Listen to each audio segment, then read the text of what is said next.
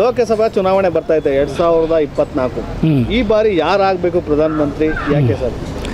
ಈಗ ಈ ಸಾರಿ ಪ್ರಧಾನಮಂತ್ರಿ ಆಗಬೇಕಾದ್ರೆ ನಮ್ಮ ಮೋದಿ ಆಗಬೇಕು.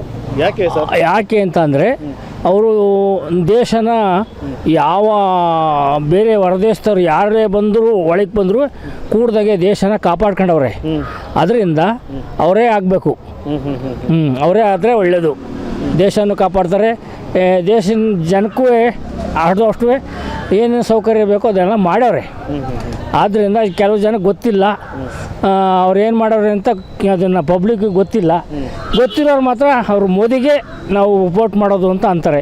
ನಾವು ವೋಟ್ ಮಾಡೋದು ಮೋದಿಗೇನೆ ಸರ್. ಈಗ 2 ಟರ್ಮ್ ಮೋದಿ ಅವರೇ ಪ್ರಧಾನಮಂತ್ರಿ ಆಗಿದ್ರು. ಹೌದು. ಈ 10 ವರ್ಷದಲ್ಲಿ ಏನು ಕೆಲಸ ಮಾಡಿದ್ದಾರೆ ಸರ್ ಅಂತ ಮೋದಿ? ಮಾಡಿದ್ದಾರೆ ಸರ್, ಮಾಡಿದ್ದಾರೆ. ಈಗ ಹಳ್ಳಿಗಳ ಕಡೆ ಎಲ್ಲ ಏನೇನೋ ಕೆಲಸ ಕಾರ್ಯಗಳು ಮಾಡವ್ರೆ.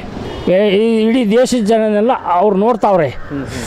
ಇಡೀ ದೇಶದ ಜನ ಪ್ರಧಾನಿಯವ್ರು ನೋಡ್ತಾವ್ರೆ.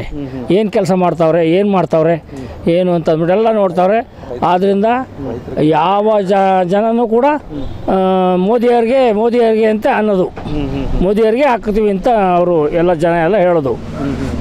ಇನ್ನೊಂದು ಬಾರಿ ಹಂಗಾರೆ ಮೋದಿನೇ ಪ್ರಧಾನಮಂತ್ರಿ ಆಗಬೇಕು ಅಂತ? ಹೌದು. ಇನ್ನೂ ಒಂದು ಬಾರಿ ಆದರೂ ಸರಿ, ಇನ್ನೂ 2 ಬಾರಿ ಆದರೂ ಅವರು ದೇಶದ ಜನ ನೋಡ್ತಾರೆ ಅಷ್ಟೇ.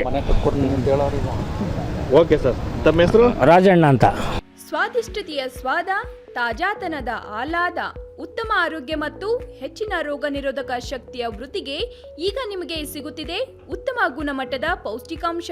Shri Vaidik millet health mix. ಇದು ಸಿರಿಧಾನ್ಯಗಳ ಸಂಪತ್ತು.